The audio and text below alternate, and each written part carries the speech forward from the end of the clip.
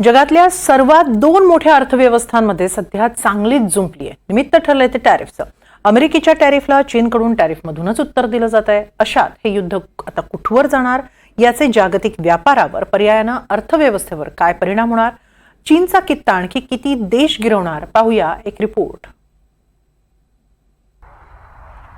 अमेरिकेच्या 104% टॅरिफला चीनचं 84% टॅरिफमधून उत्तर. गेल्या 2 दिवसातली ही जागतिक अर्थजगतातली सर्वात मोठी घडामोड. थोडक्यात टॅरिफ लावण्याची चढाओढच या दोन सर्वात मोठ्या अर्थव्यवस्थांमध्ये लागली आहे. सुरुवातीला अमेरिकेनं चीनी वस्तूंवर 34% कर लावला. चीननंही अमेरिकन मालावर 34% कर लावला. संतप्त अमेरिकेनं चीनवर अतिरिक्त 50% कर लावला. अर्थात एकूण टॅरिफ झाला 104%.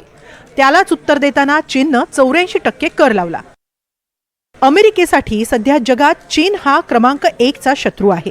पनामामधील चीनी वास्तव्य, हिंद महासागरासह दक्षिण आशियातील चीनी वर्चस्व अमेरिकेच्या डोळ्यात खुपतंय. ते खुपणारच, कारण त्याचा परिणाम अमेरिकेच्या जागतिक व्यापारावर होतोय. त्यामुळे अमेरिकेला चीनला रोखायचंय. त्यासाठी अमेरिकेनं निमित्त काढलंय ते व्यापारी तुटीचं. चीनसह व्यापार करताना अमेरिकेला मोठी तूट झेलावी लागते, असं ट्रम्प यांचं म्हणणं आहे.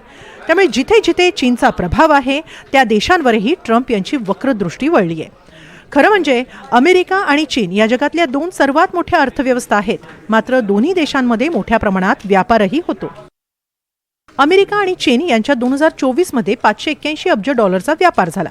त्यापैकी $438 अब्ज वस्तू आणि सेवा चीनमधून अमेरिकेत निर्यात झाल्या, तर अमेरिकेतून $143 अब्ज वस्तू चीनकडे निर्यात झाल्या.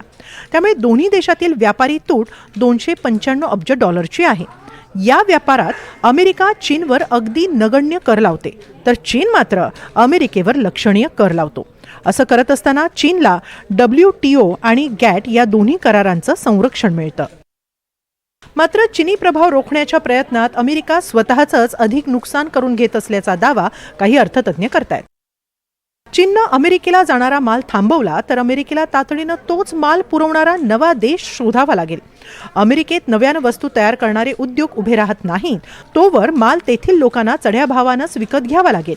महागाई वाढल्यानं अमेरिकन लोकांच्या रोजच्या जगण्यावर विपरीत परिणाम होणार आहे. अमेरिकेनं करवाढ सुरू ठेवली तर चीनी मालासाठी अमेरिकन बाजारपेठ बंद होईल. चीनमध्ये तयार होणाऱ्या वस्तू प्रामुख्यानं अमेरिकेत विकल्या जातात. हीच बाजारपेठ बंद झाली तर तो माल युरोपियन युनियनमधील देश आणि भारतात नेला जाऊ शकतो. त्यामुळे भारतीय ग्राहकांचा फायदा होईल, मात्र स्थानिक उद्योजक आणि व्यापाऱ्यांच्या व्यवसायावर विपरीत परिणाम होऊ शकतो. दरम्यान अमेरिकेच्या चीन द्वेषाचा फटका इतर देशांनाही भोगावा लागतोय. अमेरिकेनं व्हिएतनाम, थायलंड सारख्या छोट्या देशांवरही मोठा टॅरिफ लावलाय, कारण या देशांमधून अमेरिकेत निर्यात होणाऱ्या मालासाठी चीनी कच्चा माल वापरला जातो.